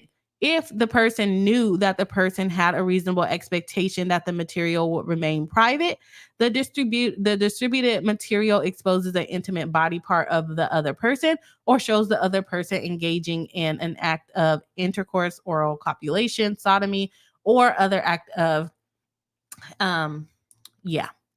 doing stuff, right? And the other person suffers general or special damages. She basically says she can't establish, number one, that there was a reasonable expectation for it to stay private, and that Ariana knew there was a reasonable expectation for it to stay private, and that she can't prove the general and special damages. Now, this is a lot different than the criminal liability for the revenge porn. Okay, this is a lot different. However, I forgot where I was going with that, so never mind. Anyway, so this is going to be the main one, because damages are just like, can you prove that I caused those damages? Probably not. The person knew that the other person had a reasonable expectation that the material would remain private. I'm going to agree with Ariana. She probably did not think there was a reasonable expectation for it to stay private. And in her mind, her sending it back to Rachel was it still going private? It wasn't going out to other people, right? So I can see how Ariana could prevail on that, because it doesn't talk about just purely disseminating it, okay? It talks about intentionally distributing it. Yes, I intentionally distributed, but I didn't think that there was a reason for it to remain private from you, right? Because you're the one in the video. So different than criminal, because just the just the dissemination back to the other person is a problem. But civil, you can argue, well, it's still private because it just went back to the same person. Okay. They go on to say Madix did not send the videos to anyone other than plaintiff. As an initial and decisive matter, the core allegation of plaintiff's entire complaint against Madix is false. Plaintiff cannot establish that Madix distributed videos to plaintiff to anyone other than plaintiff because it never happened. Within minutes of discovering the videos on plaintiff on Mr. Sandoval's phone, Ms. Madix sent what she recorded on her phone to plaintiff and no one else. She did not display and could not have displayed the videos to anyone, as they were deleted within minutes after they were sent to plaintiff. This is consistent with every statement Ms. Madix has made about the incident from beginning, including a text message sent 33 minutes after she sent the video to plaintiff on March 7, 2023, letter to plaintiff and then attorney, and an interview she gave in August 2023, well before the filing of the suit. I have not shown or sent that video. I don't have it. I did not hold it for any reason. And just so everyone knows, I saw about 5 seconds of that. I wasn't sitting there like opening popcorn for a movie night. This is further corroborated by members of the series. Because plaintiff has not and cannot proffer any evidence in support of her claim of revenge porn against Ms. Madix, it must be stricken. And I think what they don't understand, you can't still send it back to the other person. But like I said, there is an argument that it is technically still private because it just went back to the other person. Ms. Madix, like, you can't say, oh, I expected it to say private on this man's phone where I knew that his girlfriend could possibly see it on his phone. At that point, to me, I feel like the thing is that Rachel's going to argue, well, she didn't even know it existed. So yeah, I expected it to stay private. Okay. Ms. Madix's alleged conduct did not cause plaintiff alleged harm. Plaintiff revenge porn claim against Madix also fails because plaintiff cannot proffer admissible evidence that Ms. Madix's alleged conduct caused her general or special damages as described in the code, because she, as a result of her sharing videos to anyone, because she didn't share videos to anyone but Rachel. And the only reason why people know that the video was sent back to Rachel is because Rachel said it, and so did Ariana, I guess. As an initial matter, plaintiff cannot prove that she suffered general special damages as a result of Madix allegedly sharing the video because she is unaware that Ms. Madix in fact shared the videos with anyone. In other words, plaintiff has improperly substituted her fear that Ms. Madix may have shared the video with alleged damages caused by Ms. Madix actually sharing the video, which did not occur. As plaintiff alleges, plaintiff was terrified Madix will leak the videos. Further, plaintiff has admitted that her alleged damages either existed prior to Madix discovering the video and or were due to the public learning about her affair and or were due to the actions of Sandoval and or Bravo and or other third parties. Third, plaintiff's alleged harm occurred because the world discovered she had a secret affair with Mr. Sandoval, not because Madix shared the explicit video. I would add in directly back to Leviss. It was news of the affair, not the distribution of the explicit video, which never happened, that caused plaintiff to be shellacked in the press. To the extent news videos even mentioned the video, it was as background as to how Madix discovered the affair. This has been no allegation anywhere in the press that the videos were seen by anyone besides plaintiff, Mr. Sandoval, and Ms. Madix. Accordingly, plaintiff cannot prove that Ms. Madix's alleged conduct related to the video was a substantial factor in causing her alleged harm, and her claim for revenge crime fails as a matter of law. Lastly, in the section, there shall be no liability on the part of the person distributing the material if distributed material constitutes a matter of public concern. For all the reasons discussed herein, the alleged distributed material clearly constituted a matter of public concern. What? I didn't know that was a part of that. I missed that when I was skimming, y'all. It is a matter of public concern. She's having a public affair. So yeah, I think she doesn't. I think she does not succeed on revenge court. I think so. Plaintiff cannot prevail on her invasion of privacy claim. Plaintiff alleges two subspecies of invasion of privacy against Madix: intrusion into private affairs and undisclosure of public facts. I think they mean private facts. Both are legally deficient and should be dismissed. For an intrusion claim of private affairs, it must be into a private place, conversation, or matter in a manner highly offensive to a reasonable person. One who intentionally intrudes physically, and we already covered these rules. So, in the initial matter, Ms. Madix did not intentionally intrude into plaintiff's private affairs or concerns. Ms. Madix inadvertently stumbled across plaintiff's text messages with her man and explicit video. Even if one assumes arguendo that plaintiff had a reasonable expectation of privacy in her actual conversation with Sandoval, it was Sandoval, not Ms. Madix, who intruded into that space by filming plaintiff without her knowledge. Here we go blaming the other party, but I actually think it's appropriate for her to blame Sandoval. The only place Ms. Madix intruded into was Mr. Sandoval's phone, and that intrusion was permitted because she had his passcode and did not circumvent any technical or code-based barriers to access the phone. Yeah, I could break into that thing. Let's see. By the same token, Ms. Madix's alleged intrusion was not in a manner highly offensive to a reasonable person. To satisfy this element, the plaintiff must show that the intrusion is so serious in nature, scope, and actual or potential impact to constitute an egregious breach of social norms. Going through your man's phone and looking at videos, I don't think it's going to be considered highly outrageous. Especially if you got a little inkling going on. What's going on here? Miss Madix looked into her life partner's phone, to which she had been given the passcode, something every spouse, boyfriend, or girlfriend has likely done in the course of their relationship. It is not an egregious breach of any social norm. In fact, it is the social norm. Because plaintiff cannot prove at least one element of intrusion into private affairs, her claim must be dismissed. Finally, as discussed above, Ms. Madix's alleged intrusion was not a substantial factor in causing plaintiff's harm. I agree with her. I don't think she can win on this one against what do you call it?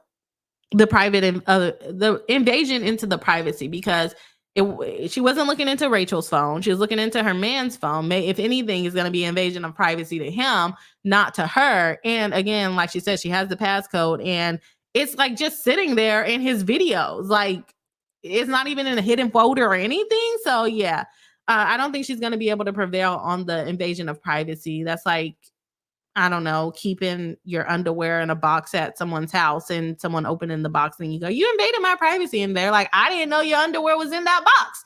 So how was I supposed to know your underwear was in that box? Oh my gosh, Bree. Plaintiff cannot prevail on her public disclosure of private facts claim. The elements for public disclosure of private facts are public disclosure of a private fact which would be offensive or objectionable to the reasonable person, and which is not of legitimate public concern. Again, I don't think it's outrageous or objectionable to say, I caught my man cheating by finding the video in his phone. Yeah, I don't think that's outrageous. In addition, a plaintiff must show that the defendant's conduct was a substantial factor in causing the harm. The defendant's conduct, let's see. I'm sorry. Okay. Videos are a matter of public concern. There can be no serious debate whether the videos are a matter of legitimate public concern. They absolutely are, for all the reasons stated above. Plaintiff's friendship, including her purported friendship with Madix, and her romantic dalliances had been filmed and broadcast to millions of people for a year. Consequently, every aspect of plaintiff's affair with Sandoval was a matter of legitimate public concern. The affair itself, the manner in which Ms. Madix learned of the affair, the fact that plaintiff and Mr. Sandoval had telephonic intercourse behind Ms. Madix's back, and the fact that Mr. Sandoval had recorded a phone sex session with plaintiff. All of it, including the existence of the video, were matters of public concern. Consequently, plaintiff's claim fell. Ms. Madix did not disclose private facts in an offensive manner. As discussed above, Ms. Madix did not distribute or disseminate the videos to anyone besides plaintiff. She did, however, tell people about what she saw, which is not outrageous, which can be neither offensive nor objectionable. Plaintiff had been on the series for more than 5 years. She had acted like Miss Madix's friend, and she'd been having a secret affair that included phone sex with Miss Madix's life partner. Consequently, Miss Madix was allowed to inform people about what she saw and what had been going on. Further, plaintiff alleges that she did the exact same thing, I guess, in her complaint at some point. And it wasn't a substantial factor in causing harm. Plaintiff cannot prevail on her intentional infliction of emotional distress. It has to be outrageous, and you have to be actual approximate cause. Her conduct was not outrageous. We already kind of went over that. She's been on TV. You're having an affair, all the things. She did not suffer severe emotional distress. Allegations of distress are not severe. Her allegations of distress are not severe. The revelation of a secret affair is bound to cause some distress, but plaintiff alleged distress was for a very short period. Plaintiff's own social media and podcasts demonstrate that she's not continuing to experience emotional distress, let alone severe emotional distress. As the court in Wong held, allegations that plaintiff has suffered discomfort, worry, anxiety, upset stomach, concern, or agitation as a result of defendant's conduct did not comprise of emotional distress as of the substantial quality of enduring quality or enduring quality that no reasonable person in civilized society should be expected to endure. You had an affair while on TV, sucks to suck. You don't get emotional distress claims. And then they basically asked to apply anti-SLAPP and that she can't succeed on the claims against her. I think that Ariana should be dismissed from the case, to tell you the truth. I think she does prove several of the elements of the things that Rachel cannot prevail on. So I do think that Ariana gets dismissed.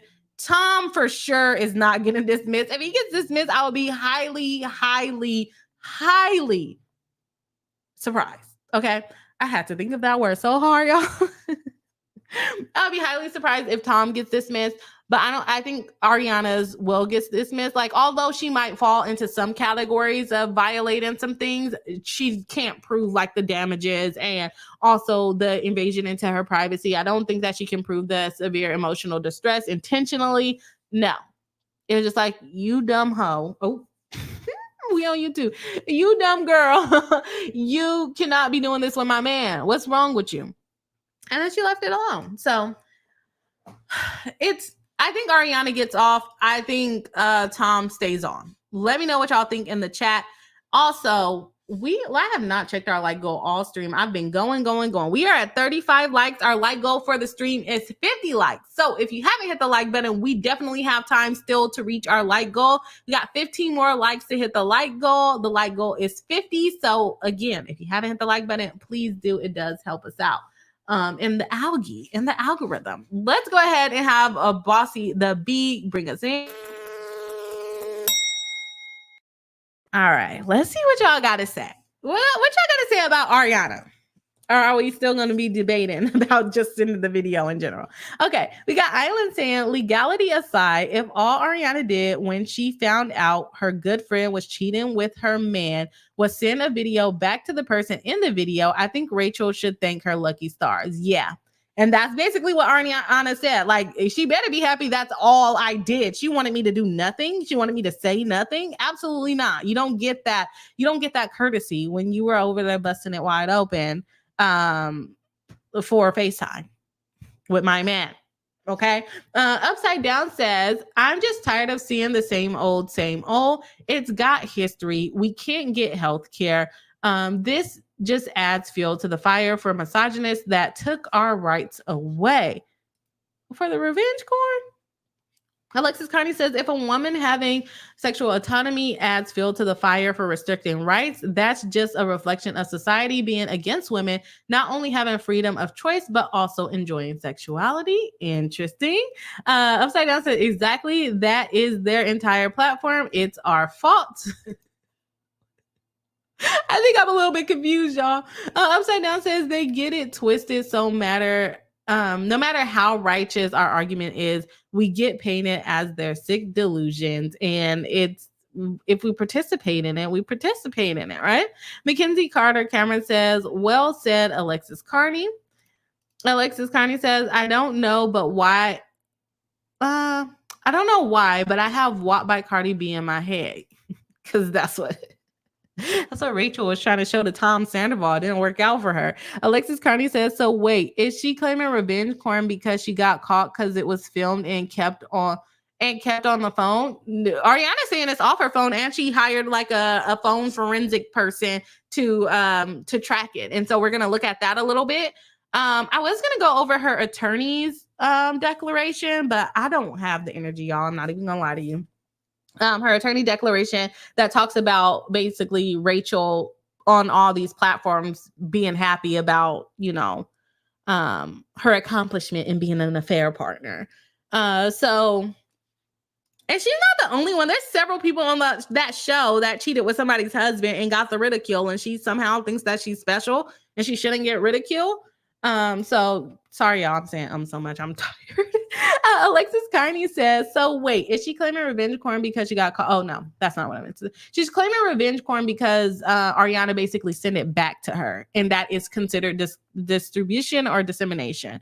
However, Ariana did not intentionally, and she did not know that there was a reasonable expectation for it to stay private. For all Ariana knew, they did this all the time. They just got caught this time, right? Mackenzie Carter Cameron says, exactly, I'm sure Ariana was horrified and barely watched it once she realized what it was. Yeah, she says she didn't really watch much of it. I'm sure she recorded it because so that she can have proof, because Tom is clearly a gaslighter, in my opinion. He's a gaslighter, so she needs the proof to show him. And he's like, I don't have a video in my phone, and he deletes it real quick, and she can go, bam, here it is right here. So I don't think she recorded it for the purpose of being malicious. It's more of having evidence against her lying and cheating man. Alexis Carney says, being recorded without consent is still an issue, but I don't think it's revenge porn if it wasn't shared with others. It was only shared back with Rachel. It was not shared to anybody else, just Rachel. Rachel's claiming that it could have been shared to other people. Upside Down says, expectations in law aren't reality. They're set up for disappointment. It doesn't protect us a lot of the times, right? It really doesn't. It really doesn't. So let me see if I got anyone. Alexis Carney says, well, I see the law as meant to uphold oppression.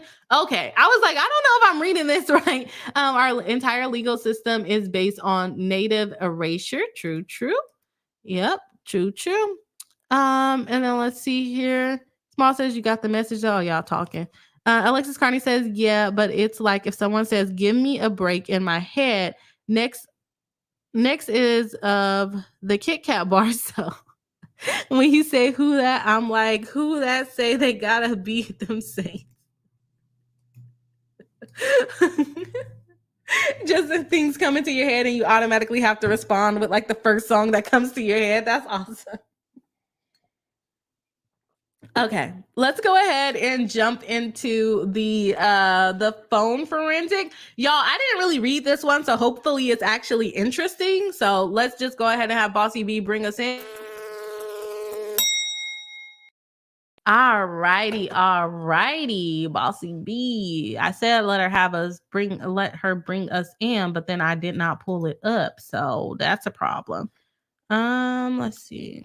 That's Ariana's Joseph Greenfield. That's who we want to talk to. Dr. Joseph Greenfield. Okay. We are talking about the declaration of Joseph Greenfield, Dr. Joseph Greenfield, in support of defendants Ariana motions to strike. He is Dr. Greenfield. He's over the age of 18. He is the vice president and chief forensic examiner for Merriman and Associates, a digital forensic firm. A true and correct copy of his resume is attached as of July 2023 as Exhibit 1. For more than 16 years, I have regularly collected, and I'm reading it as if I'm him, okay? So I'm going to be using I now. I have regularly collected forensic images and examined a wide range of digital evidence items such as mobile phones, laptops, desktops, and a variety of logs. Them hiring an expert this soon in outrageous, okay? And she could potentially get all of her cost back, which includes paying this forensic examiner. If you know anything about experts and lawsuit, is that they're expensive. If you don't know nothing else about them, just know that they're freaking expensive. And she went ahead and had this done already. Okay. Merriman was contracted by the law firm Nolan Hyman LLP to conduct a forensic extraction and analysis of images and messages presented on Ariana Madix's personally owned iPhone 12 Pro Max created between March 1, 2023 through March 2, 2023 for pictures and videos of nude photos and videos present thereon. So Ariana, I hope you didn't record your own nude videos. Under my supervision, the forensic extraction and analysis was performed by Brenda Solis, a computer forensic examiner and investigator with Merriman, who has been employed with Merriman since August 2022. You didn't want to get your more loyal people?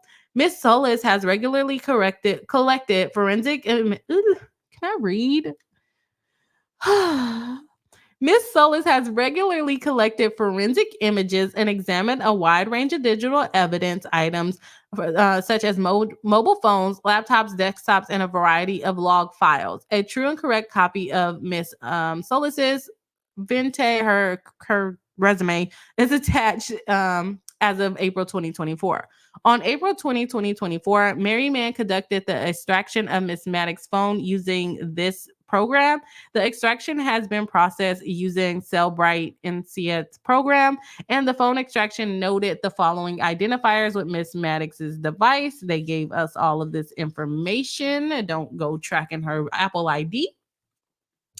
On April 25th, 2024, Merriman conducted a search for media and conversations present on the device between March 1 and March 2 of items of interest, of photos and videos found to be present on the device and filtered for the pertinent time period. None included images of videos of new photos of images that may have been visible on a separate device. Pursuant to an analysis of the text message conversation on the device, and their attachments, Miss Merriman's search did not find any attachments with video of nude images that may have been visible on a separate device.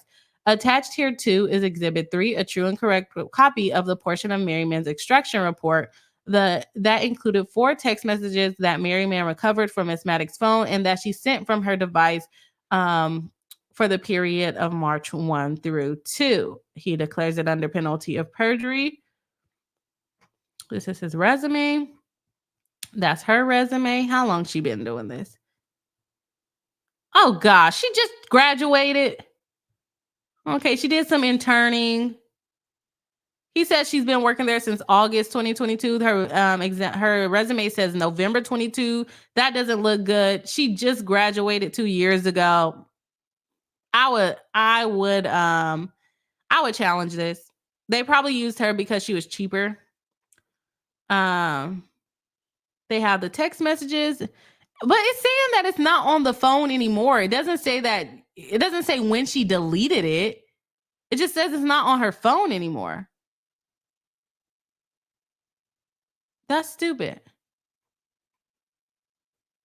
Oh gosh, I thought this was going to be way more interesting than it actually was, y'all. I didn't actually read this, so I am sorry to disappoint. Let me go ahead and jump over to Ariana's declaration because it has the text messages, which looks redacted to me. So she's talking to Rachel up here, and then it has the "you're dead to me," but as you can see, the video is not there because she's claiming that Tom deleted the video from her phone. So it's not there, and it just looks like she deleted the video, which she's claiming that's the case, but it doesn't even show that she deleted the other. But she's saying that if it would be visible on another device, then the video should have shown in her text messages and Rachel's text messages, right? Or am I just not a forensic examiner? I'm confused. Okay, Ariana, she says, Ariana, I don't know what to say right now besides I really effed up and I am so sorry. So sorry. She took her 2 days to text her back, and she said, "Shut the F up, you effing rat." And then she stopped sharing her location with her. You took 2 days to stop sharing your location with this scallywag? Come on. Okay. And then she sent this message to her friend who she has named as Daddy and says, I called her after finding out and texting her the videos of herself from Tom's phone that I took. Tom took my phone and deleted them, chased him all the way down San Vincent. Okay, let me go back because I thought this little extraction thing was going to be a lot cooler to me. What is this black box of? Okay. This doesn't tell me nothing. This is horrible. This tells me nothing. It tells me freaking nothing. I'm kind of upset. I know that the conversation about Rachel on the attorney, Kimmy, I see your comment in the back. I really don't have the energy. Like, I need to go to sleep right now. But I'm upset with what they provided. That tells me nothing. I want to see when she deleted it, how she deleted it, what time was it deleted? That's what I want to see. Not what the text messages say now. We can see that. And then you had like a 2-year post-grad child. Sorry if that person is older than me and a child, but looking at the resume, she didn't really have anything other than like 2003 on there. So I'm going to assume that it's a pretty new examiner do the examination. I'm disappointed. I do think that she'll get dropped from the lawsuit, but that forensic evidence was a waste of money. I'm sorry. That was a waste of money. It told me nothing. It told what time was the video deleted. That's what I want to know. What time was the video deleted? Huh? Did the video go out to anybody else? That's what I want you to track. I don't want you to track what the text messages say. We can see that on the phone. I don't want that. So that's how I feel about that. Let me go back with Bossy B, because that was ridiculous and it really made me mad. Okay, sorry. Mackenzie Carter Cameron says, sad Ariana is being dragged through all of this. I agree. Her forensic examiner was not the best, but I agree. Mackenzie Carter Cameron says, those texts look juicy. Nah, it was nothing there. Nothing there. Alexis Carney says, thank you for hosting the live. Hope you get some rest. Thank you very much. I'm like out of it. Maybe if I have time. See, I can't even talk, y'all. I know that's like every live stream, but like right now, I feel like I'm forcing the words out. But I think in conclusion, let me see if we hit our like goal. We did not hit our like goal. We're at 36 likes with 15 people watching live, 16 people watching live. If you haven't hit the like button, please do. It does help us out in the algorithm. And you know, we got a like goal of 50 likes today. I'm reaching for the stars. I'm gonna keep reaching until we get there. Gonna keep reaching until we get back there. Let me know what kind of topics y'all want to cover. I need to do a poll over the weekend to see what kind of topics the Bree Hive would like to cover. As far as this case goes, I think Ariana gets dismissed from the case. I think Tom Sandoval stays in the case. I think they settle. That's my opinion on everything. I don't see this like really going that far because like, yeah, you was embarrassed, but also why did you do that? And I know we don't want to victim blame and everything of that nature, but also why did she do that? So I definitely see everyone's points of view from the chat and everyone's opinions are valid. And yeah, I'm sorry I don't have anything better to say because my brain is not working anymore. Well, anyways, I hope everyone has a good weekend and I will see you all on the next live stream. Bye. Oh, I didn't.